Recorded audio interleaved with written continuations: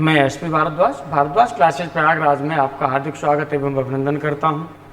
और ये 2 dimensional geometry के बारे में हम लोग बात करेंगे, जिसमें हम पढ़ेंगे फिर 2D में स्ट्रेट लाइन पढ़ेंगे इसमें। तो जैसे 3D में हमने प्लेन को डिफाइन किया था, उससे पहले पॉइंट को डिफाइन किया था, तो एक बार यहाँ पर भी फिर हम पहले पॉइंट को डिफाइन करेंगे, तब उसके बाद आगे बढ़ेंगे। तो देखिए क्या होगा, यहाँ पर स्ट्रेट लाइन के बारे में हम लोग बात करते हैं। स्ट्रेट लाइन के बारे में हम लोग बात करते हैं। देखिए क्या होती है स्ट्रेट लाइन।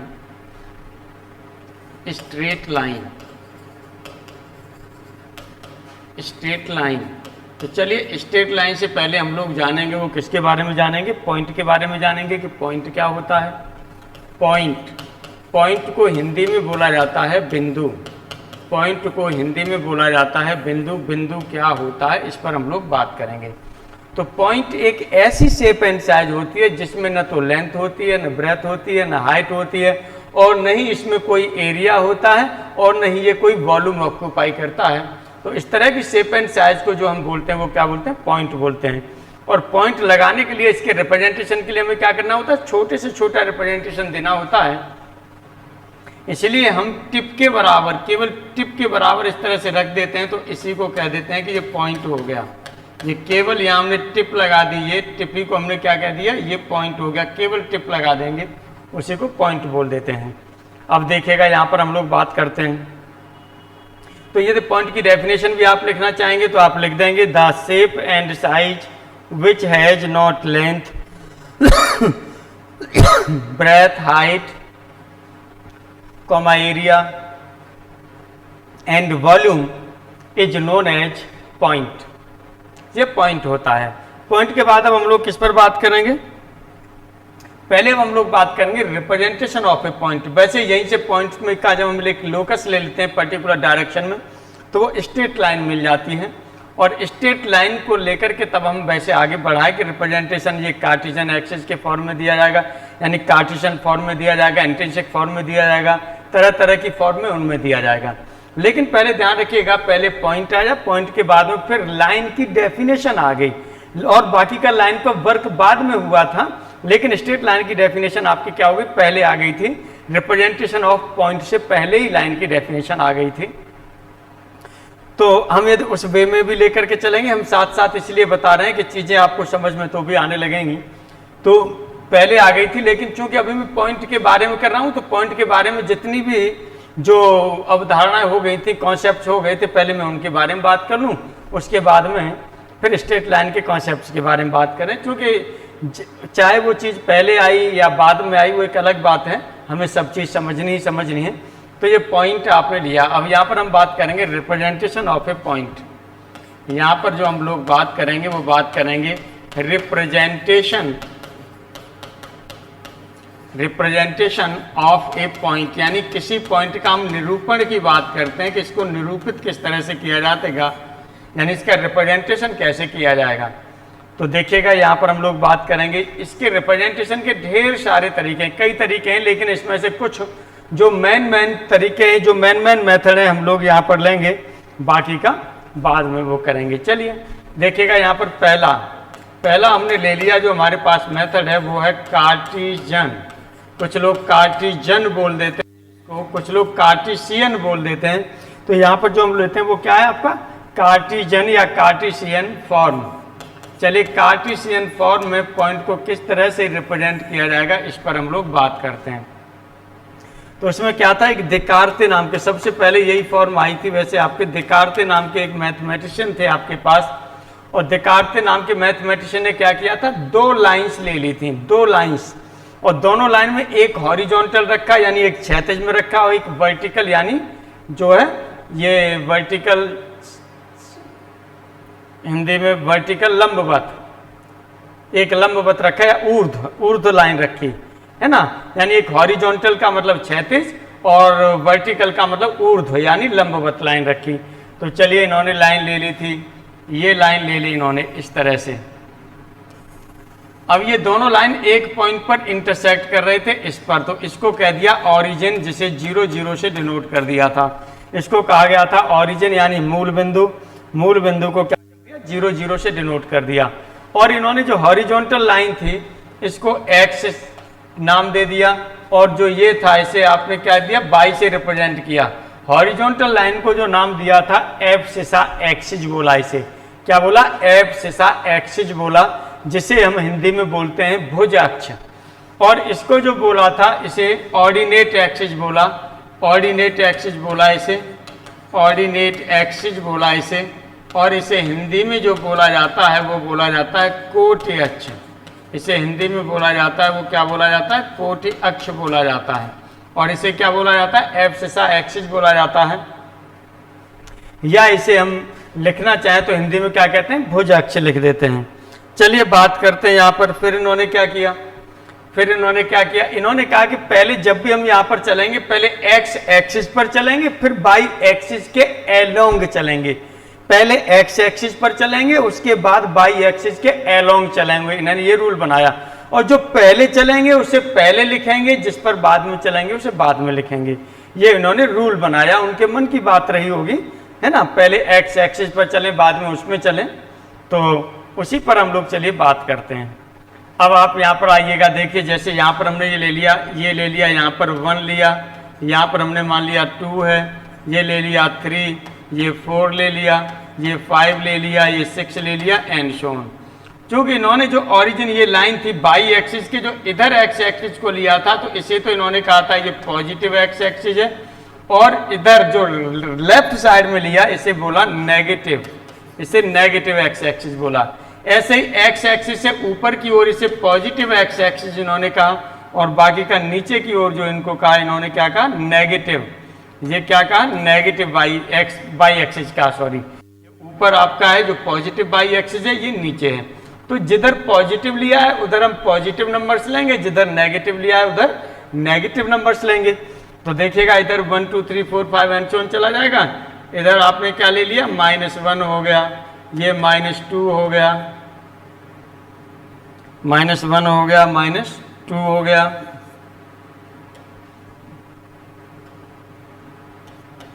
माइनस ये आपका 3 हो गया, -4 हो गया, और भी आगे ऐसे चलता चला जाएगा।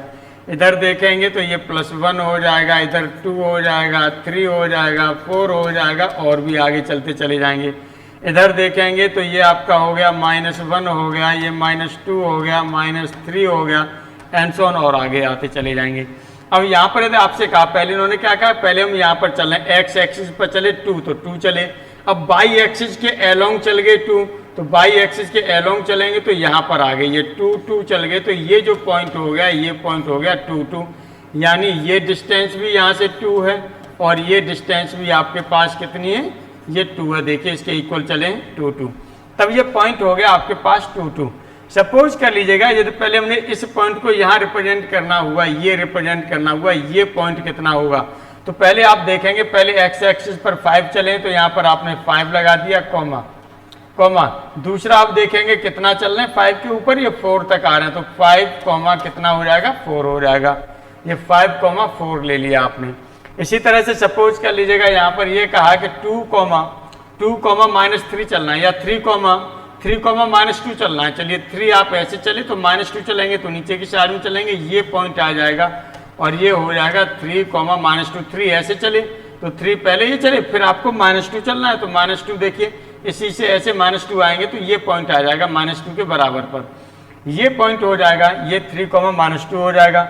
ऐसे ही सपोज कर लीजिएगा यहाँ पर ये पॉइंट हमने ले लिया, तो ये हो जाएगा -2 -3 हो जाएगा, और ये पॉइंट ले लें यहाँ पर, तो ये हो जाएगा 1 4, 1 के ऊपर 4 हो रहा है, ये 1 4 हो गया। इस तरह से पॉइंट हो गया। अब चूंकि ये पूरा आपका प्लेन है, यहाँ से है ना, एक्स वाई प्लेन है, एक डायरेक्शन आपके पास एक्स हो रही है, दूसरी वाई हो रही है, एक्स वाई प्लेन है, तो पूरे प्लेन पर आपके पॉइंट्स ही होंगे। पॉइंट्स होंगे तो हमें फिर एक ऐसे पॉइंट की जरूरत पड़े जो किसी को भी हम एनी पॉइंट लिख दें, तो ऐसे पॉइंट को हम वेरिएबल पॉइंट लिख दें। तो चूंकि ये तो पॉइंट्स हमारे कैसे हो रहे हैं, कांस्टेंट वैल्यूज हैं, तो कांस्टेंट पॉइंट्स कर सकते हैं। यदि यहाँ पर हम क्या करें, कोई एक ऐसा पॉइंट मान लें कि मान लीजिए एक्स एक्सिस पर हमने स्मॉल एक्स चल गए, और वाई एक्सिस पर ये हमने चल गए, यहाँ पर ये पॉइंट ले लिया, इसे पी से डिनोट कर दिया, और ये हो गया एक्स वाई से डिनोट कर दिया, यहाँ से हमने ले लिया, ये डिस्टेंस आपकी वाई हो जाएगी, और ये डिस्टेंस यहाँ से यहाँ तक की हो रही है, ये डिस्टेंस आपकी क्या हो जाएगी, एक्स हो जाएगी। तब इस पॉइंट को x, y लिया और इस पॉइंट को इस प्लेन पर कहीं भी लिया जा सकता है, इसलिए हम क्या बोलते हैं इसे वेरिएबल पॉइंट। अब ध्यान दीजिएगा, वेरिएबल पॉइंट मतलब वेरी कर रहा हो यानी इस पर चल रहा हो। अब जब ये यहाँ पर कहीं आ गया, यहाँ आ गया, यहाँ आ गया, यहाँ आ गया, यहाँ आ गया, कहीं भी आ जाएगा तो ये पी का रूप धारण करेगा। लेकिन जैसे ही पी आपका इस पर पहुंच जाएगा, वैसे देखिएगा जो ये पॉइंट यदि हम इसका नाम ए दे दें तो पी को हम ए कहने लगेंगे और x की वैल्यू 5 हो जाएगी और y की वैल्यू कितनी हो जाएगी, 4 हो जाएगी। x की वैल्यू 5 हो जाएगी, y की वैल्यू 4 हो जाएगी।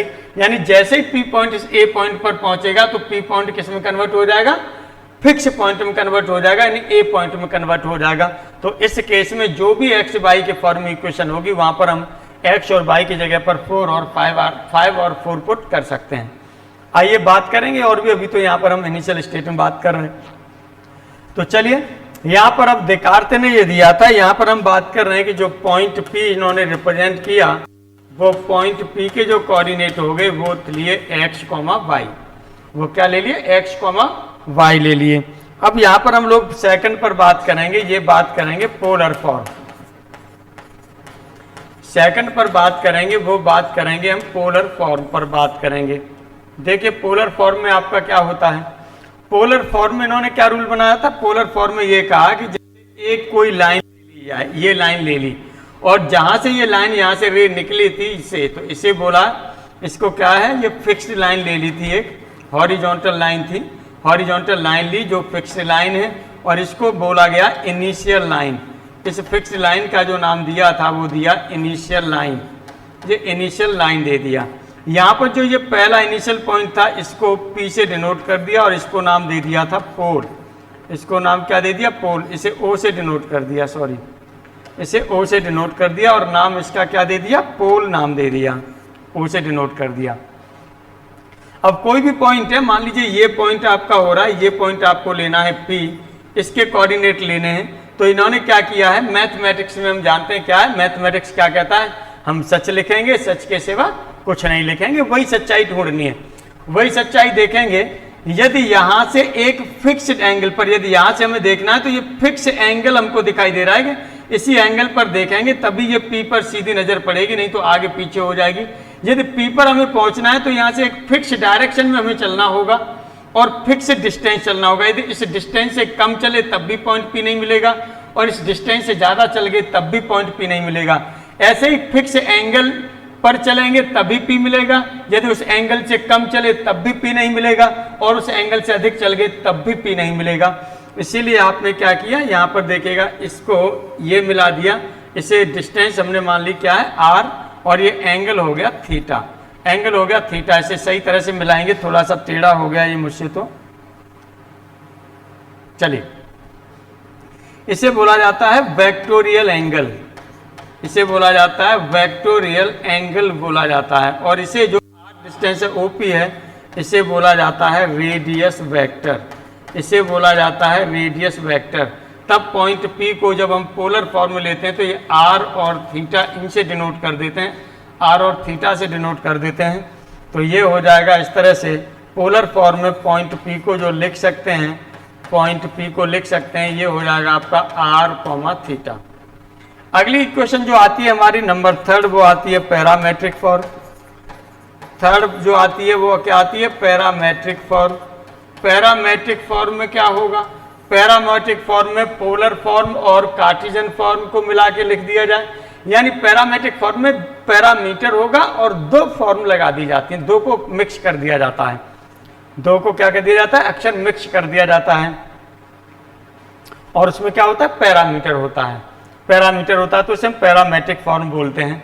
तो यहाँ पर यदि यहाँ पर लिया जाए, यदि सपोज कर लीजिएगा जैसे x y ये ले रहे थे, यहीं से इसे मिला दिया जाए तो x ये हो रहा था, y ये हो रहा था, यदि ये एंगल ये थीटा हो जाएगा, ये r हो जाएगा, तो ये नीचे की वैल्यू है ये हो जाएगी x cos थीटा, आप ये जानते हैं, और ऊपर की वैल्यू जो ये आएगी, ये वाली वैल्यू जो आपकी आएगी, r के फॉर्म में ले रहे हैं आप, r के फॉर्म में ले रहे हैं, तो ये हो जाएगा आपका x की वैल्यू हो जाएगी r cos थीटा और ये वैल्यू हो जाएगी आपकी r sin थीटा, ये वैल्यू r sin थीटा, ये वैल्यू यहाँ पर आपकी हो जाएगी और इसे आप लिख सकते हैं। चलिए इस तरह से जब इनके फॉर्म में लिखा जाएगा, दोनों को मिक्सअप करके लिखा जाएगा, तो इसे पैरामेट्रिक फॉर्म बोल दिया जाता है। और इसमें क्या होता है, पैरामेट्रिक फॉर्म में आपका पैरामीटर भी होता है। पैरामीटर के बारे में हम आपको पीछे बता चुके हैं। आगे अब हम लोग जो बात करेंगे वो बात करेंगे पैडल फॉर्म की और एक इंट्रिंसिक फॉर्म की। आइए बात करते हैं पैडल फॉर्म क्या होती है और इंट्रिंसिक फॉर्म क्या होती है। तो चलिए, यहाँ पर नंबर 4 है आपकी पैडल फॉर्म, नंबर 4 है ये आपके पास पैडल फॉर्म। ये आपने ले लिया, पैडल फॉर्म बोल देते हैं, कुछ लोग पैडल फॉर्म बोलते हैं, जो भी आप समझ रहे हो, पैडल या पैडल जो भी पढ़ रहे हो एक ही बात है। हालांकि इस फॉर्म के बारे में अब आपको थोड़ा सा कंफ्यूज से भी रहते होंगे। ये ज़्यादातर आपने जो पढ़ी है वो डायनामिक्स में पढ़ी है। जब डायनामिक्स हम लोग पढ़ेंगे, स्टैटिक्स डायनामिक्स पढ़ेंगे, तो डायनामिक्स में ये यूज होगी ज़्यादातर, वो भी सेंट्रल ऑर्बिट चैप्टर में सेंट्रल ऑर्बिट चैप्टर में यूज होगी। लेकिन सेंट्रल ऑर्बिट से कभी भी कोई क्वेश्चन आप लोगों को उसमें पूछा भी नहीं गया है, नॉर्मली से ही क्वेश्चन उसमें पूछे जाते हैं। क्योंकि सेंट्रल ऑर्बिट के क्वेश्चन जो होते हैं वो सब 2-2, 3-3 पेज के होते हैं, बहुत बड़े क्वेश्चन होते हैं। उसमें आपको डिफरेंशियल इक्वेशन आनी चाहिए और भी बहुत ढेर सारी चीज़ें आनी चाहिए, तो वो इसीलिए क्वेश्चन सेंट्रल ऑर्बिट के पूछे नहीं जाते, टच भी नहीं करते। वो अलग बात है कि इन फ्यूचर में उसके कॉन्सेप्ट को यूज कर लें और उसमें टिक लगवा लें, वो एक अलग बात हो जाएगी, लेकिन उस पर क्वेश्चन नहीं दिए जाएंगे, क्योंकि कोई भी क्वेश्चन 2-2.5 पेज से नीचे का नहीं होता और इतना वो अंदर वो नहीं करेगा, इसलिए कॉन्सेप्ट पर ही बेस्ड बनाएगा। तो पैडल फॉर्म में क्या होता है, पैडल फॉर्म में भी देखिए जैसे उस तरह से हमने लिया था, ये उसी तरह से आप लेंगे। ये आपके पास एक्स ले लिया हमने, ये पोल ले लिया, ये वही इनिशियल लाइन है। अब जो भी पॉइंट होगा वो किस पर होगा, एक कर्व पर होता है। ये कर्व हमने ले लिया।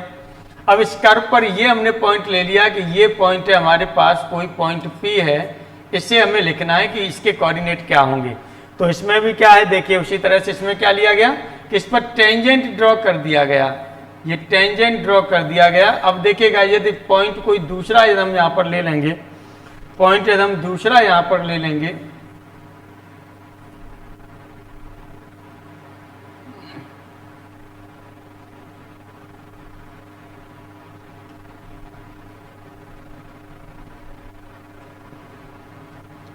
तो चलिए इस पर हमने क्या किया, एक टेंजेंट ड्रॉ कर दिया। ये टेंजेंट ड्रॉ करते हुए हम निकल गए, ये पॉइंट आपका हो गया P। टेंजेंट ड्रॉ कर दिया, ये P हो गया। अब यहाँ से O से जो पोल है, इस पोल से हमने क्या किया, इसको मिला दिया, तो इसे तो R बोला जाता है, इसे R बोला जाता है। अब इसी लाइन पर देखिएगा, यदि यहाँ से ओरिजिन से परपेंडिकुलर डालेंगे, जिसके लिए R और P, यदि ये पॉइंट होगा तो R और यहाँ से परपेंडिकुलर आप डाल दीजिएगा, इस पर सामने वाले पर ये परपेंडिकुलर डाल दिया, यानी ये 90 डिग्री हो गया। और ये आपका स्मॉल p से डिनोट करते हैं इसको, लेंथ ऑफ परपेंडिकुलर, तो इसे r, p से डिनोट किया जाता है। तो ये होता है आपका पैडल फॉर्म। ये क्या होता है, पैडल फॉर्म होता है।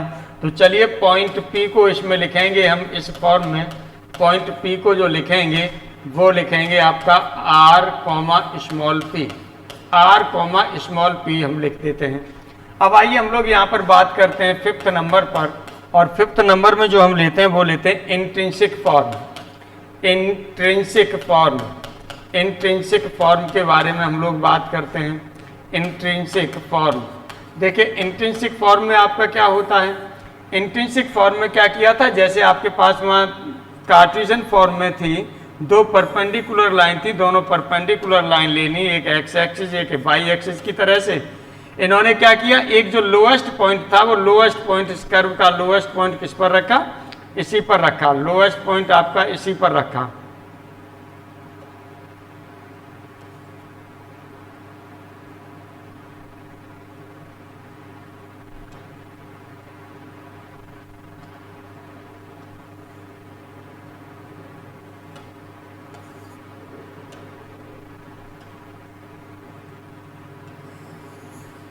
इसी पर रखा लोएस्ट पॉइंट, और लोएस्ट पॉइंट्स को सपोज कर लीजिए इसको हमने सी से डिनोट कर दिया। अब यहाँ पर क्या लिया, इस पर एक इन्होंने पॉइंट ले लिया, ये कोई भी पॉइंट ले लिया, सपोज कर लीजिएगा यही पॉइंट ले लिया हमने, ये पॉइंट, और इसको पी से डिनोट कर दिया। पी पर क्या किया, एक टेंजेंट ड्रॉ किया। टेंजेंट जो कर रहा था एक्स एक्सिस के साथ में साई एंगल बना रहा था। लोएस्ट पॉइंट से यहाँ से लेकर के यहाँ तक की जो आर्कुअल लेंथ थी, ये क्या ले ली, एस ले ली, स्मॉल एस। तब इसको स्मॉल एस कॉमा साई से डिनोट किया गया, तब ये पॉइंट जो बोला गया, ये फॉर्म जो बोली गई, यानी इस फॉर्म में जो लिया गया वो इंट्रिंसिक फॉर्म बोली गई।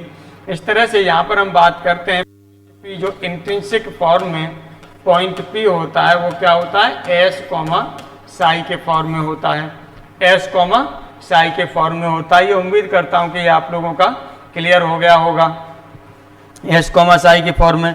अब हम लोग यहाँ पर आते हैं लाइन पर जिसे हम पढ़ने जा रहे हैं। अब हम लोग आते हैं लाइन पर जिसे हम क्या करने जा रहे हैं, पढ़ने के लिए जा रहे हैं। चलिए, तो लाइन क्या होती है, लाइन क्या होती है, लाइन के बारे में वैसे हम वहाँ पर आपको बताया था, फिर एक बार हम बात कर रहे हैं। लाइन हमने बताया था कि ये बिंदुपथ होता है, किसी बिंदु का बिंदुपथ होता है, यानी लोकस ऑफ ए पॉइंट। ये क्या होता है, लोकस ऑफ ए पॉइंट, किसी बिंदु का बिंदुपथ होता है, उसे ही हम कहते हैं लाइन। अब ये लाइन दो तरह की होती है, दो तरह की होती है, यानी जो लोकस है, लोकस दो तरह से हो सकता है। किसमें, एक तो in a particular direction, in a particular direction, एक पर्टिकुलर डायरेक्शन में हो सकता है, और एक होता है आपका not in a particular direction, not in a particular direction, इसमें हो सकता है, इन दोनों में हो सकता है। चलिए देख लेते हैं। पर्टिकुलर डायरेक्शन का मतलब, जैसे कोई पॉइंट हमने ले लिया, ये पर्टिकुलर डायरेक्शन में लोकस ले लिया, तो इसे बोला जाता है स्ट्रेट लाइन, इसे बोला जाता है स्ट्रेट लाइन, स्ट्रेट लाइन बोला जाता है इसे। किसी पॉइंट का लोकस ले लिया, यहाँ पर कोई पॉइंट ए ले लिया, इसका लोकस आया, ये पॉइंट हमने पी ले लिया। इस पॉइंट को फिक्स लेना चाहें तो आप अल्फा बीटा ले सकते हैं। पी पॉइंट है, ये मूवेबल पॉइंट होता है, तो इसे आप एक्स वाई ले सकते हैं। एनी पॉइंट, मूवेबल पॉइंट या वेरिएबल पॉइंट, तीनों एक ही बात होती है। मूवेबल पॉइंट, वेरिएबल पॉइंट या एनी पॉइंट, तीनों का मत सेंस क्या है, सेम है, ये आपको ध्यान रखना है। तो ये स्ट्रेट लाइन हो गया। यहाँ पर देखिएगा एक पर्टिकुलर डायरेक्शन में चलते चले जा रहे थे, यहाँ पर आपका क्या है, ये इस तरह से ले लिया। अब यहाँ पर देखिएगा डायरेक्शन तो इसके पास ढेर सारी हैं। यहाँ पर जब पार्टिकल होगा या पॉइंट होगा तो इस पॉइंट पर टेंजेंट लाइन ड्रॉ कर देंगे, तो ये डायरेक्शन होगी, इस पर ये डायरेक्शन होगी, इस पर ये डायरेक्शन होगी, इस पर ये डायरेक्शन होगी। ऐसे ही इस पर इनफाइनाइट पॉइंट से तो इनफाइनाइट डायरेक्शन हो जाएंगी। तो डायरेक्शन तो इसके पास इनफाइनाइट है सर्कल के पास में, लेकिन पर्टिकुलर डायरेक्शन नहीं है। जो एक पर्टिकुलर डायरेक्शन है, जैसे इसके पास है पर्टिकुलर, वो नहीं है। तो इसीलिए इसको क्या बोला जाता है, कर्व, इसे स्ट्रेट लाइन बोला जाता है। और इस तरह से मान लीजिए ये भी आपका एलिप्स हो सकता है, पैराबोला, हाइपरबोला, ये सब चीजें इसमें आ सकते हैं, है ना। इक्विएंगुलर स्पाइरल, ये भी आपका आ सकता है इस तरह से। तो इनको जो बोला जाता है, इनको बोला जाता है कर्व लाइंस, इनको बोला जाता है कर्व लाइंस। यूजुअली क्या करते हैं हम लोग, जो यूजुअली हम लोग लिखते हैं, यूजुअली जो स्ट्रेट लाइन है इसको तो हम बोल देते हैं लाइन, और इसको बोल देते हैं कर्व, और इसको क्या बोल देते हैं, कर्व बोल देते हैं। ये चीज आपको ध्यान रखनी है। यूजुअली में कर्व लाइन को हम कर्व बोलते हैं और स्ट्रेट लाइन को क्या बोलते हैं, लाइन बोलते हैं। ये आपको ध्यान रखना है। अब हम लोग फर्स्ट जो लेके चल रहे हैं यहाँ पर स्ट्रेट लाइन के बारे में बात करते हैं कि स्ट्रेट लाइन आपकी क्या है। स्ट्रेट लाइन की डेफिनेशन के बारे में हम लोग बात करते हुए फिर आगे बढ़ेंगे कि किस तरह से इसकी इक्वेशन निकल के आ रही है। तो चलिए यहाँ पर हमने ले लिया straight line. Straight line, straight line की जो भी हमने डेफिनेशन बताई थी, सिर्फ आपको डेफिनेशन पर ही जाना है, सिर्फ आपको डेफिनेशन पर ही जाना है। तो आपके सभी जो क्वेरीज हैं वो क्या हो जाएंगी, खत्म हो जाएंगी। देखिए डेफिनेशन में यहाँ पर हमने क्या बात कर रहे थे, अब ये आपको बात ध्यान देनी है। यहां पर हमने आपसे कहा था, स्ट्रेट लाइन को डिफाइन करने से पहले हमने कहा था कि कोई भी पॉइंट होता है उसका लोकस होता है और पर्टिकुलर डायरेक्शन में होता है। तो इसका मतलब एक तो हमें पर्टिकुलर डायरेक्शन दी गई है, जो भी डायरेक्शन वो पर्टिकुलर दी गई है। तो चलिए पर्टिकुलर डायरेक्शन यहां पर पहले हम ले लेते हैं। तो पर्टिकुलर डायरेक्शन में हमने क्या किया, ये हमने ले लिया कि ये हमारे पास कोई पर्टिकुलर डायरेक्शन के फॉर्म में हमने ये ले लिया पर्टिकुलर डायरेक्शन। चलिए हमने ये ले ली, या थोड़ा सा हम छोटा ले लेते हैं, ये तो बहुत ज़्यादा बड़ा हो गया, लाइन के इक्वल हो गया, थोड़ा सा हम छोटा ले लेते हैं। पर्टिकुलर डायरेक्शन की हम बात कर रहे हैं, तो ये पर्टिकुलर डायरेक्शन हमने ये ले ली। डायरेक्शन का मतलब कोई न कोई वेक्टर होगा बी, तो बी वेक्टर को हमने लिख दिया यहाँ से ए आई प्लस स्मॉल बी जे, इस फॉर्म में हमने लिख दिया वेक्टर को। अब किसी पॉइंट का जो लोकस होगा वो इस डायरेक्शन में होगा। इस डायरेक्शन के लिए अब हम लोग यहाँ पर बात कर रहे हैं कि लोकस यदि इस डायरेक्शन में है तब हम लोग यहाँ पर क्या कर सकते हैं। तो यहाँ पर देखिएगा कोई पॉइंट हमने ले लिया, एक पॉइंट है हमारे पास, ये पॉइंट फिक्स हो गया ए, और इसका इस डायरेक्शन में ए है तो इसे हम अल्फा बीटा से डिनोट कर सकते हैं। पोजीशन वेक्टर के फॉर्म में डिनोट करेंगे तो इसे वेक्टर से डिनोट करेंगे, और उस समय वेक्टर जो हम ले लेंगे वो ए ले लेंगे, और इसकी जो वैल्यू हो जाएगी ये हो जाएगी अल्फा आई प्लस बीटा जे, ये हो जाएगी। चलिए फिलहाल में पहले हम इस पॉइंट का लोकस लेते हैं। लोकस लेंगे तो लोकस वाला पॉइंट क्या होता है आपका, एनी पॉइंट होता है या मूवेबल पॉइंट होता है। तो इस समय जब लोकस की बात करेंगे तो जो मूवेबल पॉइंट है वो कहां पर है, पॉइंट ए पर रखा है, पॉइंट ए पर रखा है। लेकिन जैसे ही इस डायरेक्शन में लोकस लेना शुरू करते हैं तो इस तरह से आपको ये लोकस आप लेना शुरू करते हैं। किसी टाइम पर हमने मान लिया पॉइंट पी यहाँ आ गया, इसे हमने एक्स कॉमा वाई से डिनोट कर दिया, ये आपको मिल गया, इसके पैरेलल मिल गया, ये चीज मिल गई। अब यहाँ से यदि हम यहाँ से ये मिलाएं, ओरिजिन ले लें, ये ओरिजिन है तो पोजीशन वेक्टर यही वेक्टर ए हो जाएगा, और यहाँ पर यदि इसके पोजीशन वेक्टर के बारे में बात करें तो ये आर वेक्टर से डिनोट कर दिया जाता है, ये वैल्यू हो जाएगी एक्स आई प्लस वाई जे, इसके बराबर हो जाती है।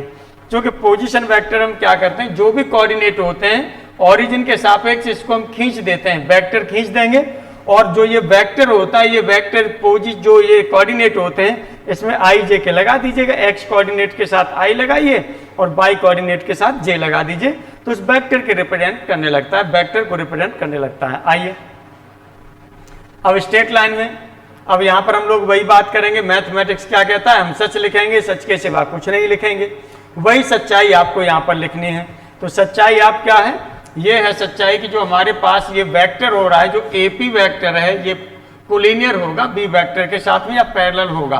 तो चलिए ये आपने ले लिया कि जो आपके पास एपी वेक्टर था ये पैरेलल है बी वेक्टर के, तो ये क्या इंप्लाइज कर देगा, ये इंप्लाइज करेगा कि जो एपी वेक्टर है, एपी वेक्टर इक्वल टू ये हो जाएगा लैम्डा बी वेक्टर के, लैम्डा बी वेक्टर के। चूंकि हम जानते हैं कि दो वेक्टर यदि हमारे पास एक वेक्टर ए ये दिया है और दूसरा वेक्टर हमको ये बी दे दिया है, दोनों पैरेलल हैं, तो ए इक्वल टू लैम्डा बी ये रिलेशन होता है, ये हम जानते हैं, वही चीज हमने यहाँ पर यूज कर दी। चलिए अब यहाँ पर हम क्या करेंगे, अब यहाँ पर हम क्या करेंगे, ये हम जानते हैं, ये फॉर्मूले की तरह से यूज किया है हमने, ये फॉर्मूले की तरह से यूज किया है, ये ध्यान रखिएगा आप लोग, नहीं मालूम पड़े इसी में इसको अंदर ले लो, इससे इसका कोई लेना देना नहीं है, बस ये हमने समझाया है पैरेललिटी के केस को। अब आइए यहाँ पर जब इसे लिखेंगे तो ये होगा position vector of P minus position vector of A. कोई भी वेक्टर होता है तो इसमें जो लास्ट वाला पॉइंट होता है इसके पोजीशन वेक्टर से पहले वाले पॉइंट के पोजीशन वेक्टर को क्या किया जाता है, सब्ट्रैक्ट कर दिया जाता है, तो वही एपी वेक्टर की वैल्यू होगी। तो ये हो जाएगा position vector of point P, position vector of point P, और माइनस ये हो जाएगा आपके पास position vector of point A, of point A, और इक्वल टू हो जाएगा लैम्डा बी। तो position vector of point P की वैल्यू आपकी क्या है, ये हो रही है आपकी एक्स आई प्लस हो गया Y J, minus position vector of point A alpha I plus beta J है, तो माइनस में हो जाएगा एल्फा आई और माइनस हो जाएगा बीटा जे, और इक्वल टू ये हो गया लैम्डा, और जो b की वैल्यू है आपकी ये है आपके पास ए आई और प्लस ये आपने लगा दिया बी जे, ए आई प्लस बी जे लगा दिया। चलिए अब हम लोग यहाँ पर बात करते हैं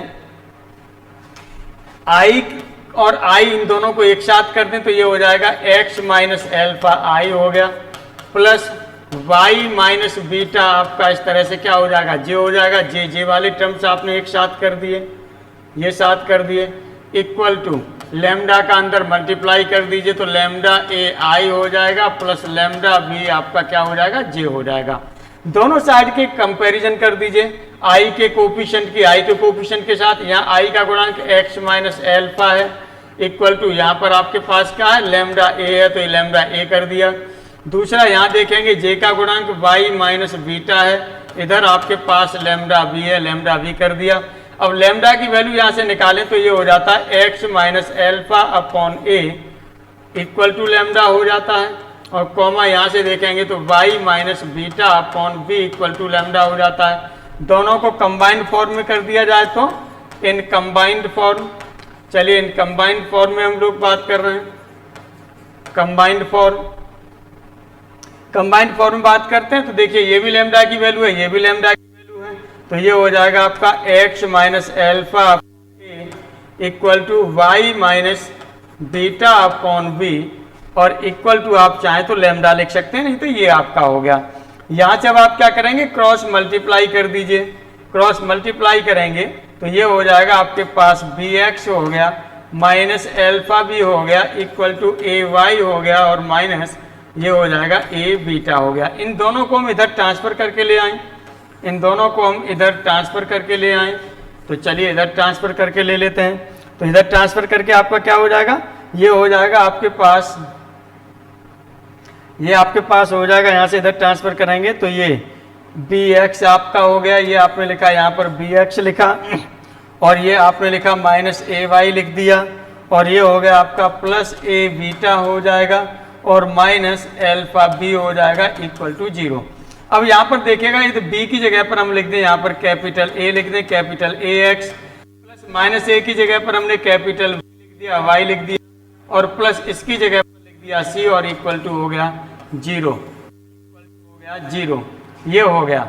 यहाँ पर यदि हम लिखना चाहें तो यही आपकी जो होती है स्ट्रेट लाइन की इक्वेशन होती है इन 2 डायमेंशनल ज्योमेट्री, इन 2 डायमेंशनल ज्योमेट्री, ये इक्वेशन होती है।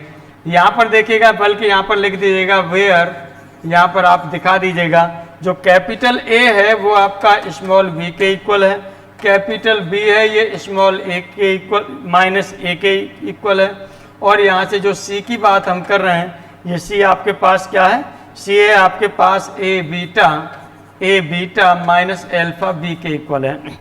अब यहाँ पर देखिएगा, ये ए बी सी तो आपको पता चली गया है क्या है, लेकिन यहाँ पर एक्स और वाई ये दोनों हैं, ये क्या है आपके पास, एनी पॉइंट है, ये आपके पास क्या है, any point on the line, any point on the line, ये एनी पॉइंट ऑन लाइन है। यहाँ पर बाकी का देखिएगा, यहाँ से चीज़ें कुछ और भी आगे बढ़ेंगी, हम लोग लेंगे जैसे बी अपॉन ए ले लेंगे, तो कौन कौन सी चीज़ें यहाँ पर किस किस तरह से बढ़ेंगी, इस पर अभी हम लोग यहाँ पर देखते हैं। तो चलिए यहाँ पर अब हम लोग आगे बढ़ते हैं, ये लेते हैं कि जो किसी पर आ रहे हैं हम लोग, कोई एक लाइन है, यदि एक पॉइंट से पास करती है तो उसकी इक्वेशन क्या होगी, इस पर अब हम लोग बात करेंगे। यानी line passing through 1 point, line passing through 1 point. चलिए आइए हम लोग यहाँ पर बात कर लेते हैं लाइन पासिंग थ्रू 1 पॉइंट पर। Line passing through 1 point.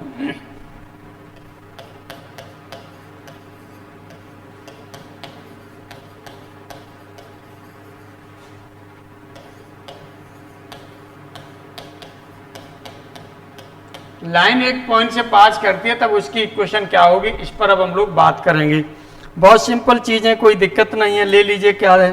अभी आपने पढ़ा है कि लाइन किसी एक पॉइंट से पास करती है तो वो आपका पॉइंट, चलिए हमने क्या ले लिया, पॉइंट हमने जो ले लिया वो पॉइंट आपने ले लिया यहाँ पर एल्फा बीटा ही, चलिए ले लेते हैं हम लोग। यहाँ पर जो पॉइंट है वो क्या ले लेते हैं, एल्फा बीटा ले लिया, चाहे x1 y1 ले लीजिए, x1 y1 ले लीजिए, क्योंकि वहाँ पर x1 y1 ही आपने ज़्यादातर पढ़ा है, तो x1 y1 पर ही हम लोग बात कर लेते हैं। चलिए x1 y1 ले लेते हैं यहाँ पर। अभी आपको याद आ जाएगा कौन सी इक्वेशन आपने पढ़ी थी। पॉइंट मैंने क्या ले लिया, x1 y1 ले लिया। अब x1 y1 लिया है, अब यहाँ पर आप क्या करेंगे, यहाँ पर देखिएगा एक पॉइंट से पास वाली इक्वेशन जो आपको निकल के आ रही थी, वो क्या निकल के आ रही थी, एक पॉइंट से पास कर रही थी equation x minus alpha upon a equal to y minus beta upon b. ये वैल्यू आपकी कंबाइंड फॉर्म में निकल के आ रही थी। यदि इसको हम इस फॉर्म में लिख दें तो एल्फा की जगह x1 हो जाएगा और बीटा की जगह क्या हो जाएगा, y1 हो जाएगा। तो चलिए आइए लिख लेते हैं, तब इस पर हम लोग क्या करते हैं, आगे बढ़ते हैं। तो ये इक्वेशन आपके पास हो गई, इक्वेशन 1 पॉइंट से ये हो जाएगा x माइनस हो जाएगा x1 अपॉन ए और इक्वल टू y माइनस हो जाएगा ये y1 और अपॉन हो जाएगा b। ये आपने ले लिया। अब इसमें आप क्या करेंगे, यहां से देखेंगे तो यहां से यदि हम इसको b को हम इधर ट्रांसफर कर दें और इसे इधर ट्रांसफर कर दें तो ये हो जाएगा y माइनस y1 अपॉन हो जाएगा x माइनस x1 और इक्वल टू ये हो जाएगा आपका b upon a। b upon a यही आपकी क्या बोली जाती है, स्लोप बोली जाती है। इसे ही हम m से डिनोट करेंगे, आगे चल के m से डिनोट करेंगे और इसे जो बोलेंगे वो स्लोप बोलेंगे। अभी हमने स्लोप, लाइन की स्लोप के बारे में आपको भी बताया नहीं है ना, स्लोप के बारे में बताएंगे तब आप देखेंगे कि b अपॉन a m किस तरह से स्लोप बोला जाता है। अभी थोड़ी देर में बात करेंगे इसके बारे में ही। ये स्लोप हो गई, इसे m से डिनोट कर दिया। अब यहाँ से हम क्या करें, यदि हम मल्टीप्लाई कर दें, यहाँ से मल्टीप्लाई करें, क्रॉस मल्टीप्लाई, तो ये हो जाएगा y माइनस y1, इसे चलिए से लिख देते हैं हम। तो y minus y1 equal to ये हो गया आपके पास m और ये हो जाएगा x माइनस x1। इस तरह से 1 पॉइंट से पास करने वाले लाइन की इक्वेशन आपको ये मिल गई, जिसकी स्लोप आपको क्या दी है, यम इसकी क्या है, स्लोप है। तो ये 1 पॉइंट से पास करने वाले लाइन की इक्वेशन मिल गई जिसकी स्लोप m दी गई है और पॉइंट आपका क्या है, x1 y1 है, x1 y1 से आपका जा रहा है। तो आप यहाँ पर कह सकते हैं कि ये इक्वेशन है, ये वैसे हमने लिख दिया पासिंग थ्रू 1 पॉइंट और स्लोप भी यहाँ पर आपकी क्या होगी, गिवन होगी, ये हम ध्यान रखिएगा। चलिए अब हम लोग यहाँ पर और आगे बात करते हैं, यहीं से कुछ चीजें और निकाल लेते हैं। क्या चीजें निकालते हैं यहाँ से, एक तो हमने बताया कि जो m की वैल्यू है इसे हम tan थीटा भी लिखेंगे, बाद में इसे कनेक्ट कर दिया तो y minus y1 equal to m की वैल्यू जो होती है वो क्या होती है, tan थीटा होती है और x माइनस x1 ये हो जाएगा। अब यहाँ पर देखिएगा हम लोग जो बात कर रहे हैं वो यहाँ से फिर लौट के आ रहे हैं, इसी से यहाँ से उठा रहे हैं इसको। यहाँ पर यदि इसे हम लिखना चाहें तो ये हो जाएगा y माइनस m को हम इधर ले आए तो y माइनस mx हो जाएगा, इक्वल टू इधर जाएंगे तो ये हो जाएगा y1 माइनस mx1। y1 भी कांस्टेंट है, m भी कांस्टेंट है, x1 भी कांस्टेंट है, तो निश्चित रूप से कोई नया कांस्टेंट आएगा, इसको नाम हमने दे दिया c। तो y इक्वल टू यदि इसे लिखना चाहेंगे तो ये हो जाएगा mx प्लस c। यहाँ पर देखिएगा x और y है, ये आपके पास क्या है, एनी पॉइंट है, ये आपके पास क्या है, एनी पॉइंट ऑन लाइन पर एनी पॉइंट है। m आपका क्या है, ये स्लोप है आपकी, स्लोप ऑफ लाइन के बारे में भी हम लोग बात करेंगे। और जो c है ये इंटरसेप्ट है, इंटरसेप्ट ऑन y एक्सिस, ये y एक्सिस पर इंटरसेप्ट है, लाइन के द्वारा काटा गया। अभी हम इस पर बात करेंगे, है ना, स्लोप पर बात करेंगे कि क्या स्लोप होती है, ये है। तो जो ये फॉर्म बोली जाती है इस बॉल को, इसको बोला जाता है स्लोप फॉर्म। जो इक्वेशन ऑफ स्ट्रेट लाइन है ये बोली जाती है, जो इक्वेशन ऑफ स्ट्रेट लाइन है ये कौन सी फॉर्म बोली जाती है, इससे बोला जाता है स्लोप फॉर्म बोला जाता है। अब कभी भी देखिएगा स्लोप फॉर्म की बात करेंगे तो तुरंत आप इसको निकाल लेंगे कि y equal to mx plus c होता है। यदि यहाँ पर सपोज कर लीजिएगा कि यदि लाइन हमारी 0 0 से पास कर रही है, लाइन 0 0 से पास कर रही है, कहने का मतलब यहाँ पर आप इस तरह से इस लाइन को देख सकते हैं कि ये आपके पास लाइन थी और यहाँ से ये ले लिया आपने और ये एंगल जो ये है ये थीटा ले लेंगे तो m इक्वल टू होता है tan थीटा, ये दिया जाएगा स्लोप में, ये c है। अब आपसे कहा जाए कि यदि लाइन ओरिजिन से पास करेगी तो फिर लाइन ओरिजिन से पास करेगी तो इस तरह से जाएगी और इस तरह से जाएगी तो c का मतलब यहाँ पर क्या हो जाएगा, c का मतलब 0 हो जाएगा, इंटरसेप्ट ऑन y एक्सिस 0 हो जाएगा, है ना। तो चलिए निकाल लेते हैं यहाँ से और भी।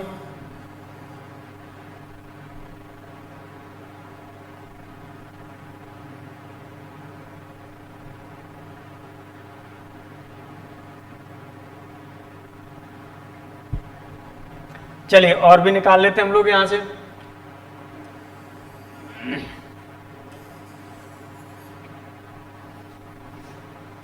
स्लोप फॉर्म की हम लोग बात कर रहे थे, y equal to mx plus c हमने कहा कि ये आपके किस में, स्लोप फॉर्म में है।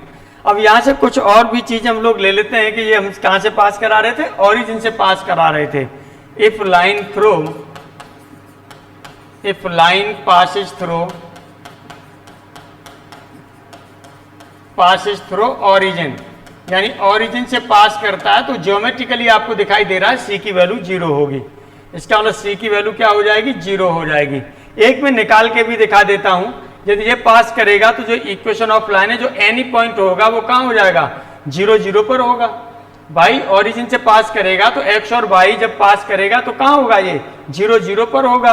तो y की जगह पर 0 लगा दिया, इक्वल टू x की जगह 0 लगाया तो m इंटू 0 प्लस c हो गया। This implies c equal to 0 हो गया। ज्योमेट्रिकली देख रहे थे तब भी 0 आ रहा था, मैथमेटिकली देखा तब भी 0 आया। सो तब जो यही लाइन आपकी कन्वर्ट हो जाएगी, ये हो जाएगी y equal to M X. ये किस में हो जाएगी? y equal to M X. यही लाइन जो आप ले रहे थे y equal to M X में कन्वर्ट हो जाएगी। ये है आपकी y equal to M X plus C है, और ये लाइन है आपकी y equal to M X. ये ऑरिजिन से पास कर रही है, ये y equal to M X है। अब यहाँ पर हम लोग ने जो बात की, हम लोगों ने जो बात की, इसे इंटरसेप्ट फॉर्म दिखाया, तो इसी को हम हेडिंग डाल करके थोड़ा सा और वैसे लिख लेते हैं जिस तरह से कायदे से आप लिखते हैं। ये तो हमने वहां से ले लिया था कि इस तरह से चीजें आई थी, और आने के बाद में, है ना, आने के बाद में फिर स्लोप फॉर्म इनको अलग अलग नामकरण कर दिया गया। तो नामकरण के हिसाब से फिर हम लोग इसको लिख लेते हैं कि क्या क्या चीज आई है। वैसे आपने अलग 1 पॉइंट से निकाला, उससे निकाला, ये वहीं से निकली, कोई दिक्कत वाली बात नहीं है। तो line intercept on y axis, चलिए यहां पर अब हम लोग बात करते हैं line intercept on y axis.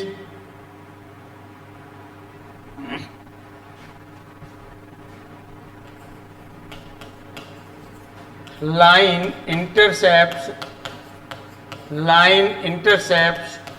Intercept यानी ये क्या कर रही है? इंटरसेप्ट यानी काट रही है line on y axis, y axis को काट रही है, वाई एक्सिस एंड, और साथ में इसका क्या दिया जा रहा है? स्लोप। स्लोप मान लीजिए हम क्या ले लेंगे? स्मॉल एम से डिनोट करेंगे, and has slope, and has slope.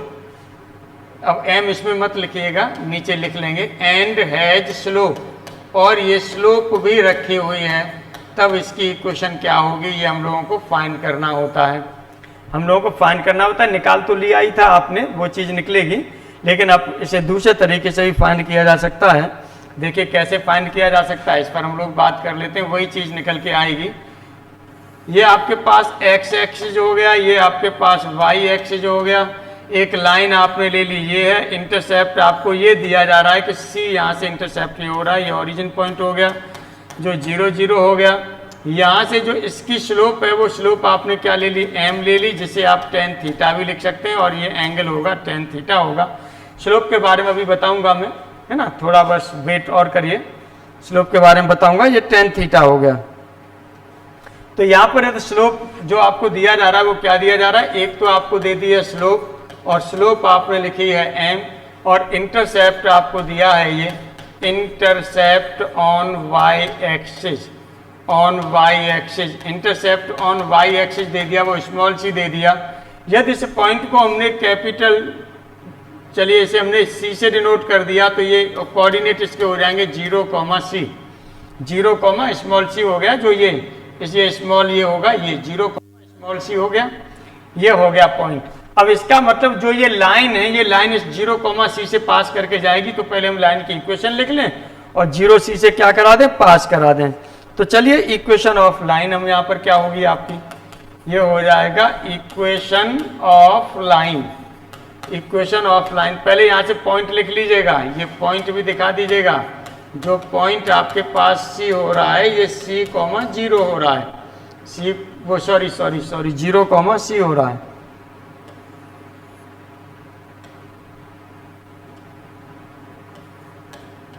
ये हो रहा है, तो एक पॉइंट ये हो गया, स्लोप m दी गई है, तो आप लिख सकते हैं y माइनस y1 की जगह पर हो गया c equal to m x minus x1, और x1 की जगह पर है 0।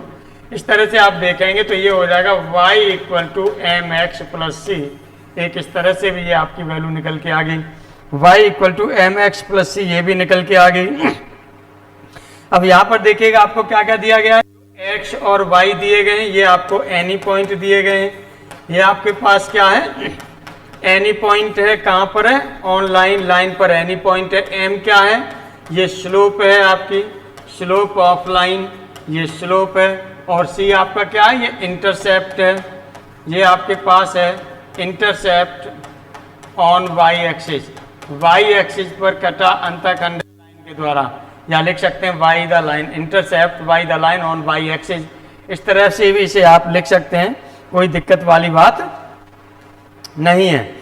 चलिए अब हम लोग इसी क्रम में आगे बढ़ाते हैं कि यदि कोई भी, चूंकि ये तो हमने क्या ले लिया, एक इस पर ले लिया था हमने, ये हमने यहाँ पर स्लोप के फॉर्म में लिया है। अब हम इसे इंटरसेप्ट के फॉर्म में ले रहे हैं। इंटरसेप्ट फॉर्म में, परपेंडिकुलर फॉर्म में, थोड़ा सा ये फॉर्म फिनिश हो जाए उसके बाद में आपको स्लोप बताऊंगा, है ना। चूंकि जो टॉपिक शुरू हो गया है, ये टॉपिक पहले फिनिश हो जाए तब उसके बाद में ठीक भी रहेगा बताने के लिए, क्योंकि उससे पहले फिर दिक्कत हो जाएगी। नहीं, दिक्कत ये हो जाएगी कि ये तारतम्य जो बना हुआ है ये टूट जाएगा। चलिए आगे अब हम लोग यहाँ पर जो बात करेंगे वो किस पर बात करेंगे, इंटरसेप्ट फॉर्म पर हम लोग बात करते हैं। और चलिए ये इंटरसेप्ट फॉर्म में आप क्या लेंगे, यहाँ पर लेंगे equation of line which intercept a and b on x and y axis.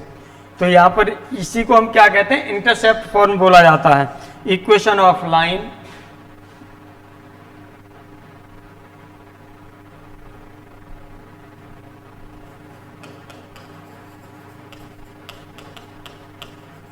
Equation of line, line intercept, line क्या करती है, इंटरसेप्ट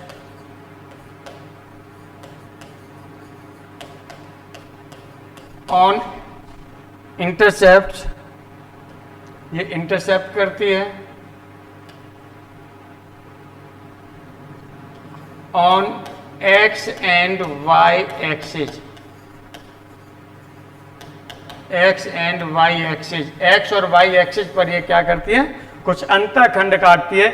इसे बोला जाता है इंटरसेप्ट फॉर्म, यानी अंतःखंड रूप। इसे बोला जाता है इंटरसेप्ट फॉर्म, इंटरसेप्ट फॉर्म बोला जाता है इसे, इंटरसेप्ट फॉर्म बोला जाता है, यानी अंतःखंड रूप बोला जाता है। हिंदी में यदि लिखना चाहें तो अंतःखंड रूप। अब देखिएगा यहाँ पर इंटरसेप्ट पहले ले लीजिएगा।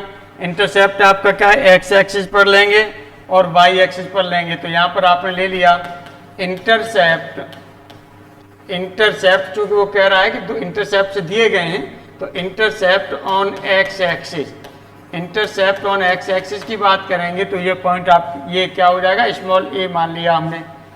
चलिए ले लेते हैं, पहले लाइन भी यहाँ पर ड्रॉ कर लेते हैं, उसके बाद ही लेते हैं। ये आपके पास हो गया एक्स एक्सिस, ये हो गया आपके पास वाई एक्सिस। इंटरसेप्ट की बात हुई तो ये इंटरसेप्ट मान लिया ए है एक्स एक्सिस पर, और वाई एक्सिस पर इंटरसेप्ट है वो आपने बी ले लिया। इस पॉइंट को ए से डिनोट कर दिया, इस पॉइंट को बी से डिनोट कर दिया। इंटरसेप्ट पता है तो ये जो कोऑर्डिनेट है ये a, 0 हो जाएंगे, और इसके जो कोऑर्डिनेट हो जाएंगे 0, b, ये हो जाएंगे 0, a और 0, क्या हो जाएगा, b हो जाएगा। ये आपने लिख दिया। चलिए इंटरसेप्ट, अब यहाँ से पॉइंट भी दिखा दीजिए। पॉइंट ए आपका कितना हो जाएगा, सो पॉइंट ए, जो पॉइंट ए है आपके पास ये हो जाएगा a, 0। अब यहाँ पर आपने ले लिया intercept, intercept on y axis, intercept on y axis ले लिया तो ये आपने क्या लिया, स्मॉल बी लिया है। सो इसीलिए यहाँ पर जो पॉइंट आपने लिया बी, इसीलिए आपने जो पॉइंट ले लिया बी, ये आपका हो गया 0, b। पॉइंट बी ले लिया, ये आपका क्या हो गया, 0, b हो गया। अब यहाँ पर आप क्या करेंगे, लेट, चलिए लेट, और यहाँ पर आपने जो ले ली वो क्या ले ली, लाइन ले ली, लेट लाइन। अब लाइन जो आपने मान ली वो हमने क्या मान ली, ये ले ली L X plus M Y plus C equal to 0, ये ले ली। अब ये लाइन आपका क्या है, इन दोनों पॉइंट से पास करती है। लाइन ये दोनों पॉइंट से पास करती है तो पास करा दीजिए। पास कराते समय हमने आपको बताया था कि जो लाइन फर्स्ट है ये passes through point A, line first, line first passes through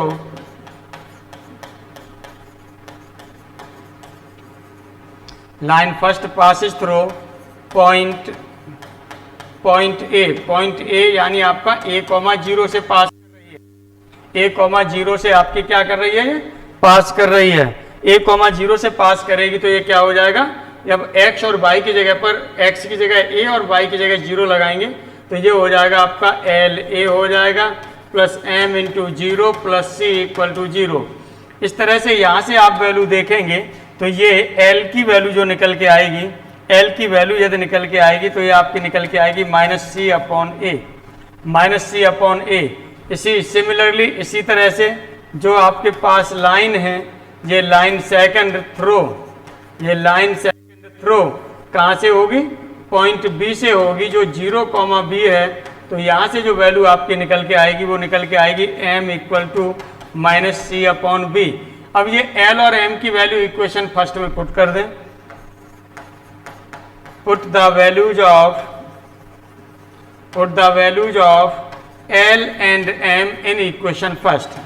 L, M and in equation first में पुट कर देते हैं तो L की जगह पर आपका कितना हो जाएगा, ये हो जाएगा माइनस सी अपॉन ए हो गया, x हो गया, माइनस m की जगह हो गया c अपॉन बी y हो गया और प्लस c इक्वल टू 0 हो गया।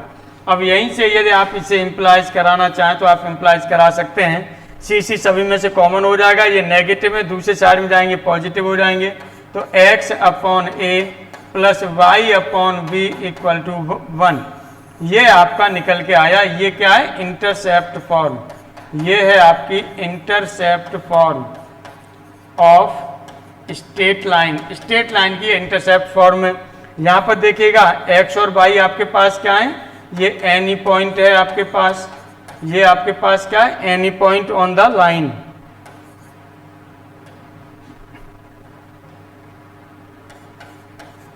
Any point on line, line पर कोई एनी पॉइंट है।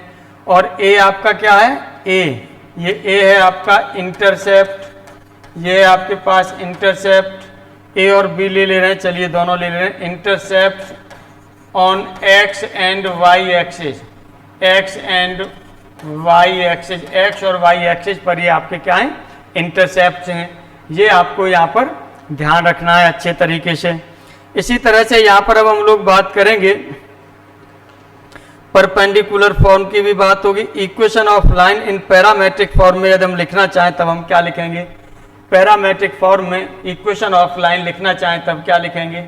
आइए हम लोग इस पर भी बात करते हैं। Equation of line in parametric form, equation of line in parametric form,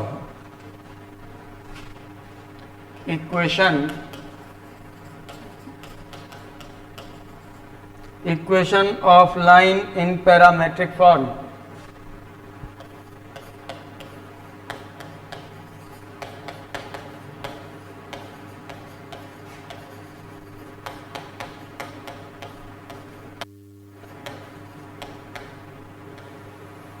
देखिए equation of line in parametric form में क्या होगी, तो जो पीछे आपने लिखा था उसे कन्वर्ट कर लीजिए।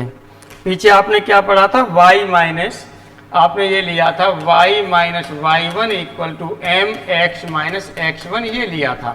m की वैल्यू आपने क्या ली थी, tan थीटा ली थी। तो y minus y1 equal to यहाँ पर आप लगा देंगे, m की जगह पर लगा देंगे tan थीटा लगा देंगे और ये हो जाएगा x minus x1। tan theta को sin theta upon cos theta के फॉर्म में कन्वर्ट कर देंगे। तो यहाँ से sin theta upon cos theta के फॉर्म में कन्वर्ट करेंगे तो ये आपका क्या हो जाएगा, ये हो जाएगा दिस इम्प्लाइज, ये इम्प्लाइज करेगा x माइनस x1 और अपॉन हो जाएगा cos थीटा, अपॉन हो जाएगा cos थीटा इक्वल टू ये होगा y माइनस y1 अपॉन हो जाएगा sin theta. x minus x1 upon cos theta और y minus y1 upon sin theta और इक्वल टू इसे लिख दिया जाता है, इक्वल टू इसे लिख दिया जाता है r, इक्वल टू इसे लिख दिया जाए r लिख सकते हैं। तो चलिए r लिख दिया। यही इक्वेशन आपकी हो गई पैरामेट्रिक फॉर्म में, यही आपकी equation of line in parametric form में, ये आपको ध्यान रखना है। अब इस पर यदि हम एनी पॉइंट निकालते हैं, इस पर निकालते हैं any point, any point, any point on line, line पर एनी पॉइंट निकालते हैं तो इसका मतलब क्या होगा, पहला कोऑर्डिनेट x होगा। अब cos थीटा इधर जाएगा तो r cos थीटा हो जाएगा, फिर x1 उधर जाएगा तो x इक्वल टू हो जाएगा x1 plus r cos theta 1। तो यहाँ पर आपका हो जाएगा x1 plus r cos cos theta हो गया। दूसरा आपका क्या हो जाएगा, इसको इसके बराबर करेंगे तो y की वैल्यू निकल के आएगी y1 और प्लस हो जाएगा r साइन थीटा। यदि एनी पॉइंट हमको लेना होगा तो इस फॉर्म में हम इस लाइन पर क्या लेंगे, एनी पॉइंट ले लेंगे। अब यहां पर हम लोग जो बात करेंगे वो इंटरसेक्शन ऑफ टू लाइंस की बात करेंगे, इंटरसेक्शन ऑफ टू लाइंस की बात करेंगे। आइए इंटरसेक्शन ऑफ टू लाइंस की बात करते हैं। क्या होगा ये, यहाँ पर हम लोग जो बात करेंगे ये intersection of two lines, intersection of two lines की बात करते हैं। चलिए बात कर ली जाती है। इंटरसेक्शन ऑफ टू लाइंस में आपका क्या है, यहाँ पर हम दो लाइन ले लेते हैं। हमारे पास कितनी लाइन है, टू लाइंस हैं, दो लाइन ले लेते हैं। तो चलिए दोनों लाइन ले लीजिए आप, और एक लाइन हम लेंगे सिमेट्रिकल फॉर्म में, दूसरी लाइन ले लेंगे नॉन सिमेट्रिकल फॉर्म में।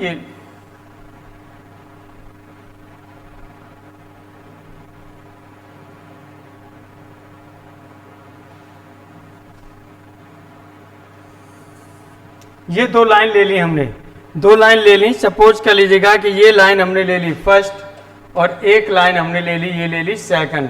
और फर्स्ट लाइन पर जो हमने ले लिया ये हमने मान लिया कि कोई एक पॉइंट है x1 और y1 इससे होकर के पास कर रही है, ये फर्स्ट लाइन। और सेकंड लाइन जो हमने ले ली है, इस सेकंड लाइन को हमने L से डिनोट कर दिया है और ये हमने ले लिया ax plus by plus c equal to 0। ये लाइन हमने ले ली ax plus by plus c equal to 0, ये लाइन ले ली हमने।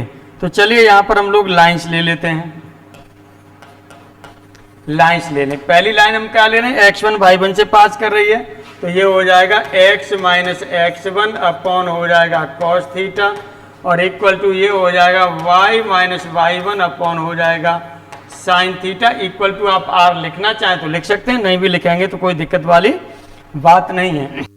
और इसी को यदि लिखेंगे तो ये आपका हो जाता है y minus y1 equal to, और ये आपका हो जाता है m x माइनस x1। ये आप जानते हैं जो टेन थीटा की वैल्यू होगी वो क्या हो जाएगी, m हो जाएगी। टेन थीटा की जगह पर आप क्या लगा देते हैं, m लगा देते हैं। दूसरी लाइन आपने ली है l, इसे आपने डिनोट किया है ax plus by plus c और इक्वल टू आपने ले लिया 0। इक्वेशन हो गई second.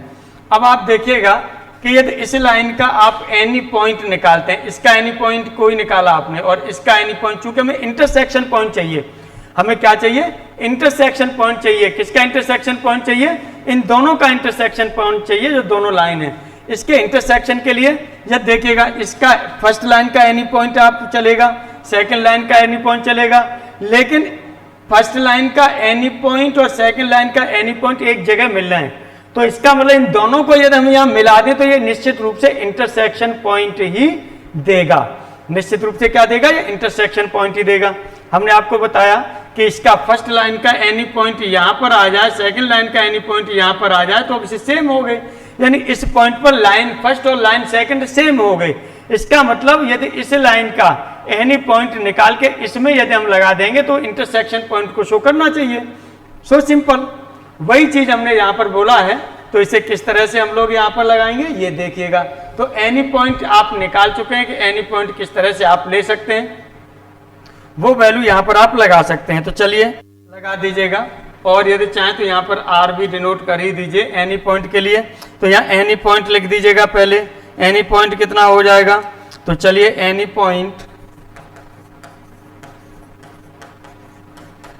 Point on line first, line first पर जो एनी पॉइंट लेते हैं वो किसके बराबर हो जाएगा, जो आपने पूरा फॉर्म यही लिया है। तो ये x1 plus are cos theta और ये हो जाएगा कॉमा y1 प्लस हो जाएगा r साइन थीटा, ये हो जाएगा।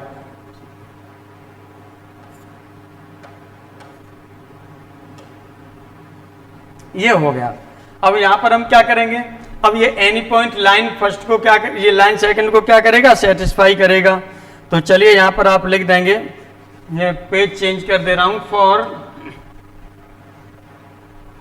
फॉर इंटरसेक्शन ऑफ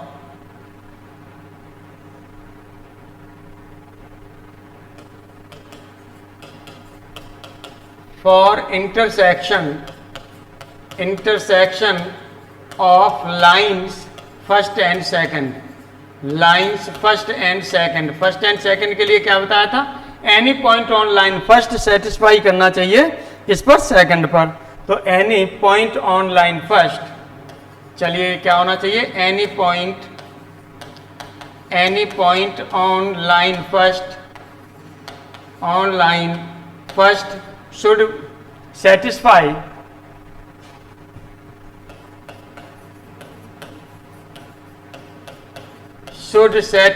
ये सेटिस्फाई करना चाहिए किसको, लाइन सेकंड को सेटिस्फाई करना चाहिए। तो चलिए लाइन सेकंड को सेटिस्फाई कराएंगे, तब आपका क्या हो जाएगा, ये आपका आ रहा था ए एक्स, तो ए हो गया, एक्स की जगह आपने लिखा है x1 plus are cos theta, ये लिखा है ए एक्स हो गया, प्लस बी वाई की जगह आपने लिखा है y1 plus are sine theta, और ये हो गया प्लस सी इक्वल टू हो गया 0। अब यहाँ से और आप करना चाहें तो इसे आप आराम से और भी कुछ आगे बढ़ा सकते हैं। क्या चीज़ यहाँ पर आगे बढ़ा सकते हैं, आप आर की वैल्यू निकाल दीजिए। आर की वैल्यू क्या होगी, आर की वैल्यू निकालने के लिए यहाँ पर देखिए ये आपके पास हो जाएगा ए x1 हो गया प्लस ए आर, ये हो जाएगा cos theta, plus B y1 हो गया, प्लस हो जाएगा बी आर साइन थीटा, और प्लस हो जाएगा सी इक्वल टू 0। अब आर वाली टर्म छोड़ के बाकी की उधर ट्रांसफर कर दीजिए। आर वाली टर्म में आर कॉमन हो जाएगा, ये हो जाएगा आपके पास ए कॉस थीटा और प्लस हो जाएगा बी साइन थीटा और इक्वल टू ए x1, ये देखिएगा यहाँ पर बी, यहाँ पर जो हमने लिया है ये बी y1 होगा, गलती से बी v1 लिख गया y1। ये चलिए अब यहाँ पर आपका क्या हो जाएगा, ये हो गया इक्वल टू, ये हो जाएगा आपके पास माइनस ए x1 माइनस बी y1 हो गया, प्लस आपका ये हो जाएगा सी हो जाएगा, माइनस हमने ओवरऑल बाहर ले लिया। इस तरह से आर की वैल्यू की बात करें तो ये माइनस ये हो जाएगा आपके पास A x1 plus B y1 plus C upon हो जाएगा ए कॉस थीटा, और ये होगा प्लस बी साइन थीटा। ये आर की वैल्यू हो गई, आर की वैल्यू होगी तो यही आर की वैल्यू एनी पॉइंट में आप लगा देंगे, एनी पॉइंट में आर की वैल्यू लगा देंगे तो आपको क्या मिल जाएगा, एनी पॉइंट पे लगा देंगे तो यही आपको इंटरसेक्शन पॉइंट मिल जाएगा दोनों का। और यदि इसे लिखना चाहें तो इसे L1 से भी डिनोट कर सकते हैं ऊपर वाले को, और यदि इसे लिखना चाहें तो इसे आप R इक्वल टू माइनस ऊपर वाले को L1 इस तरह से दिखा दीजिए, जैसे किसी पॉइंट से पास करता है तब ये ले लेते हैं ए कॉस थीटा और प्लस हो जाएगा बी साइन थीटा, ए कॉस थीटा और प्लस हो जाएगा बी साइन थीटा। इस तरह से ये आपका हो गया। अब देखिएगा यहाँ पर हम लोग और आगे बढ़ते हैं। अब यहाँ पर हम बात करेंगे तो कंडीशन फॉर पैरेलल लाइंस के लिए बात करेंगे। कंडीशन फॉर पैरेलल लाइंस के लिए हम लोग बात करेंगे। देखिए कंडीशन फॉर पैरेलल लाइंस के लिए क्या होगा, कंडीशन फॉर पैरेलल लाइंस, तो कंडीशन फॉर पैरेलल लाइंस के लिए बहुत सिंपल चीज़ है, थोड़ा सा हम लोग ले लेते हैं क्योंकि अभी जब हम दो उनके बीच में लाइंस के बीच में वो बताएंगे तो वहाँ पर लेंगे, क्योंकि कुछ क्वेश्चन हैं, इनमें से क्वेश्चन कुछ एग्जाम में आना हुआ होता है, तो वो एग्जाम में जब क्वेश्चन आना होता है तो थोड़ा सा इसके बारे में भी हम लोगों को देख लेते हैं, कंडीशंस यहाँ पर देख लेते हैं और उन पर हम लोग क्या ले लेते हैं, क्वेश्चंस ले लेते हैं। आइए ले लेते हैं यहाँ पर, तो condition for parallel lines, condition for parallel lines, इस पर हम लोग बात करते हैं। अभी इसका चाहें तो आप इसको आगे चल कर के जब एंगल बिटवीन टू लाइंस बताएंगे वहाँ पर ले लीजिएगा, एंगल बिटवीन टू लाइन बताएंगे वहाँ पर आप इसे इंक्लूड कर सकते हैं, वैसे वहाँ फिर हम बताएंगे, लेकिन जो एग्जाम्पल हैं है ना वहाँ पर वो पहुँचने में चूँकि बैटरी डिस्टर्ब हो जाएगी, बैटरी डिस्चार्ज हो जाएगी, इसीलिए इसमें जो एग्जाम्पल लिखे हुए मेहनत करके लिखा गया है पहले उनको हम पढ़ा दें, है ना, तो इसलिए हम कंडीशन पर हम बात करते हैं, नहीं तो फिर आवाज़ नहीं आएगी इसमें। तो कंडीशन फॉर पैरेलल लाइंस के लिए चलिए यहाँ पर हम बात कर लेते हैं। Condition for parallel lines, condition for parallel lines, देखिए कंडीशन फॉर पैरेलल लाइंस क्या होती हैं। आपके पास लाइंस पहले ले लीजिएगा यहाँ पर, लाइन्स आपको ले लेना है। लाइन आपके पास क्या है, पहली लाइन ले ली आपने a1x और plus b1y plus c1 equal to 0, ये आपने फर्स्ट लाइन ले ली। सेकंड लाइन ले ली आपने a2x और plus b2y plus c2 equal to 0, ये आपने सेकंड लाइन ले ली। अब इनमें ये कब पैरेलल होंगी, कब क्या होंगी, इस पर हम लोग बात करते हैं। तो ध्यान दीजिएगा, यदि यहाँ पर हम स्लोप की बात करेंगे, यहाँ पर स्लोप की बात करेंगे तो m1 इक्वल टू जो निकल के आता है ये निकल के आएगा -a1 अपॉन b1, और यहाँ पर यदि हम स्लोप निकालेंगे तो ये m2 इक्वल टू निकल के आएगा -a2 अपॉन b2। फिलहाल में अभी हमें इन स्लोप से कुछ लेना देना नहीं, हम लोग वैसे ही उस चीज़ को निकालेंगे। आइए, तो यहाँ पर एक कंडीशन आपको ये ध्यान रखनी है कि यदि आपके पास ये आपने ले लिया कि इफ a1 अपॉन a2 और not equal to b1 upon b2 है, यदि ये है तब ये लाइंस जो आपकी होंगी वो कैसी होंगी, इंटरसेक्टिंग लाइंस होंगी। तब ये इंप्लाइज करेगा इंटरसेक्टिंग लाइंस, ये इंप्लाइज करेगा इंटरसेक्टिंग लाइंस, यानी जो आपकी लाइंस हैं वो कैसी हैं, इंटरसेक्टिंग हैं। इफ, अब यहाँ पर यदि आपने ले लिया कि इफ आपने लिखा कि यहाँ a1 upon a2 equal to b1 upon b2, ये तो इक्वल है लेकिन नॉट इक्वल है c1 अपॉन c2 के, तो इसका मतलब ये हो जाएगा ये आपके पास है ये कैसी पैरेलल लाइंस, ये जो शो करेगा वो क्या शो करेगा, पैरेलल लाइंस शो करेगा, ये आपके पास पैरेलल लाइंस हैं।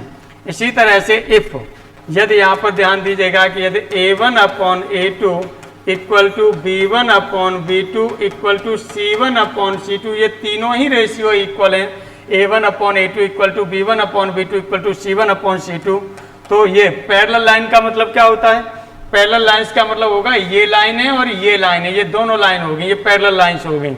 लेकिन जब कोइंसिडेंट लाइन की बात कर रहे हैं तो एक लाइन ये है, दूसरी लाइन भी इसी पर रखी हुई है, ये दूसरी लाइन भी इसी पर रखी हुई है, तो इसे कहा जाता है आपका कोइंसिडेंस बोला जाएगा। तो ये हो जाएंगी आपकी कोइंसिडेंट लाइंस, ये आपके पास कोइंसिडेंट लाइंस हो जाएंगी। ये कंडीशंस आपको पता चल गया। अब चलिए आगे हम लोग जो बात करते हैं इनके एग्जाम्पल्स पर आते हैं और इनको समझने का प्रयास करते हैं। देखिएगा यहाँ पर पहला आपने एग्जाम्पल लिया है, lines 2x plus 3y plus 7 and 4x plus 8y plus 18r। तो अब आपको दिखाई दे रहा है ये कौन सी लाइन होंगी। सॉल्यूशन की यदि यहाँ पर हम बात करेंगे, सॉल्यूशन की बात करेंगे तो ये क्या हो जाएगा, 2 अपॉन ए नंबर लीजिए 4, आपने दूसरा क्या लिया 3 अपॉन 6 ले लिया, तीसरा आप ले लिया 7 अपॉन 18। तो यहाँ से देखिए ये 1/2 हो रहा है, यहाँ भी 1/2 हो रहा है, ऐसा कुछ नहीं है। तो इसका मतलब ये इंप्लाइज क्या कर रहा है, 1/2 equal to 1/2 not equal to 7/18, यानी ये आपका हो रहा है a1 upon a2 equal to b1 upon b2 not equal to c1 upon c2। ये किसके लिए कंडीशन थी, चेक कर लीजिए, ये पैरेलल लाइन के लिए कंडीशन थी। ये देखिएगा पैरेलल लाइन के लिए कंडीशन थी। तो इस तरह से पैरेलल लाइन को कोलिनियर लाइंस भी बोला जाता है, और इस तरह से ये ऑप्शन जो आपका सही हो जाएगा वो ऑप्शन कौन सा सही हो जाएगा, सेकंड ऑप्शन सही हो जाएगा। आइए आगे हम लोग बात करते हैं एग्जाम्पल पर। अगला example x plus y plus 3 और mx plus n y plus 3n equal to 0, और वो कह रहा है कि m इक्वल टू n है। ये सॉल्यूशन की बात कर रहे हैं, ये क्वेश्चन मैंने खुद ही बनाए हुए क्वेश्चन है, काफ़ी कुछ क्वेश्चन आपको मेरे खुद के ही बनाए हुए मिलेंगे एग्जाम्पल्स के फॉर्म में। चलिए अब इसमें m की जगह पर क्या रखना है, n रखना है, तो m की जगह n रखते चले जाइए।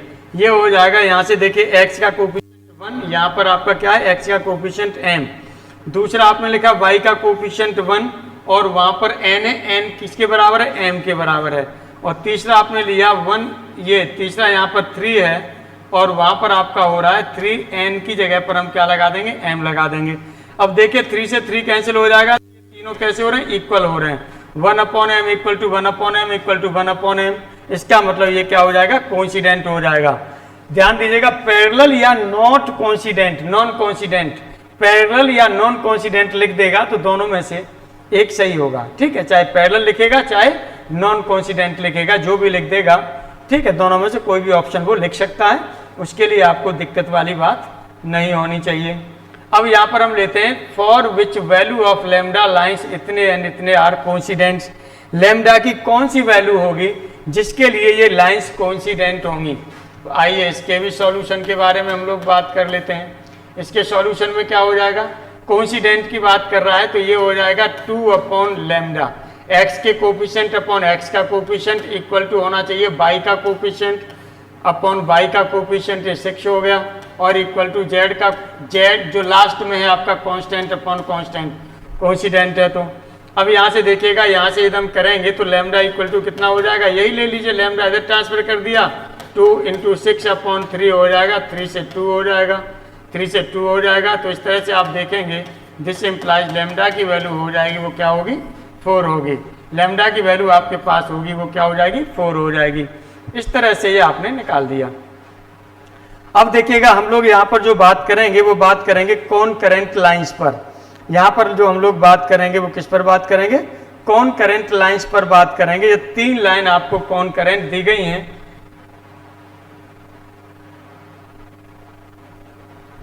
चलिए पहले इस एग्जाम्पल को और ले लीजिए आप लोग, उसके बाद हम लोग बात करते हैं नॉन करेंट, उस पर बाद में बात करेंगे। इसमें हम लोग बात कर लेते हैं सॉल्यूशन।